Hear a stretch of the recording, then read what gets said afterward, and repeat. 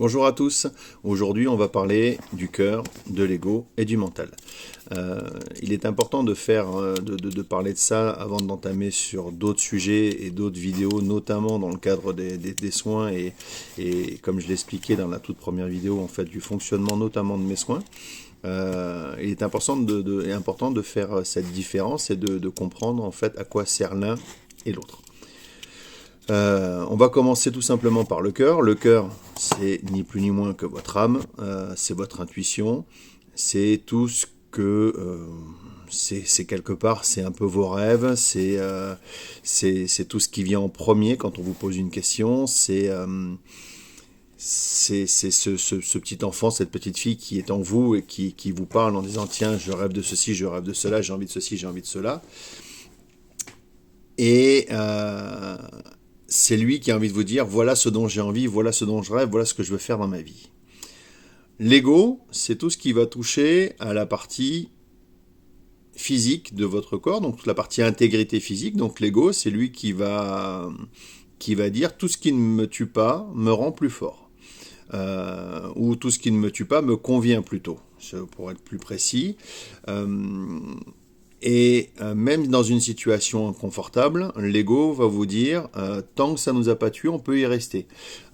Ça peut être l'exemple type d'un endroit où on est mal installé, quelqu'un qui va prendre le train, qui va être installé à côté d'une personne qui est sans gêne entre guillemets et qui va prendre beaucoup de place, qui va s'allonger sur vous, qui va vous pousser pour prendre de la place un peu plus par rapport à son siège, etc. Cette personne-là s'endort sur vous, plutôt que de la réveiller pour lui dire vous me gênez, comme on ne veut pas générer un conflit, qu'on a peur de ce que ça pourrait générer à la suite de ce conflit-là, on préfère se taire et dire c'est inconfortable, mais au moins ça m'a pas créé de problème à ma personne physique. Donc du coup on en reste là. Ça c'est entre guillemets c'est l'ego. L'ego ça peut être aussi comme j'ai des crédits, j'ai une maison, etc. Même si mon travail est nul et que ça me plaît pas, j'y reste parce qu'il me permet de payer des factures. Ce qui en soi est pas faux, mais ça reste une situation inconfortable, tout simplement. Et si on prend la partie mentale, c'est la partie raison. Demain, vous vous mettez à la peinture, vous n'avez jamais pris de cours de peinture, vous n'avez jamais fait vous avez jamais fait ça, etc. Vous vous lancez là-dedans, vous faites une toile extraordinaire et merveilleuse parce que vous l'avez faite avec le cœur. La raison va vous dire, non, t'es pas légitime là-dedans parce que t'as jamais pris de cours, donc c'est nul. Forcément, ce sera toujours moins bien qu'un Van Gogh ou quoi que ce soit. Mais après, l'art est sujet à l'interprétation tout à chacun et à la sensibilité tout à chacun. Donc on ne peut pas juger ça. L'exemple type et l'adage type du mental, pour résumer ce que c'est le mental, c'est le cœur a ses raisons que la raison ignore. Tout simplement parce qu'à partir du moment où le mental n'a pas appris cette chose-là, pour elle ça n'existe pas ou ce n'est pas vrai. C'est là où justement toute cette partie-là, il va falloir l'étudier et regarder comment on fait pour aujourd'hui faire cohabiter les uns et les autres. Et surtout, comme le dit le titre de cette vidéo, c'est qui dois-je écouter réellement. La vérité, en fait, c'est le cœur, le mental et l'ego. Et dans ce sens-là, j'entends de dire, on va écouter son cœur, et on va écouter aussi son ego et son mental, mais l'ego et le mental, au lieu de faire comme vous le faites aujourd'hui, on va le mettre au service du cœur et pas l'inverse.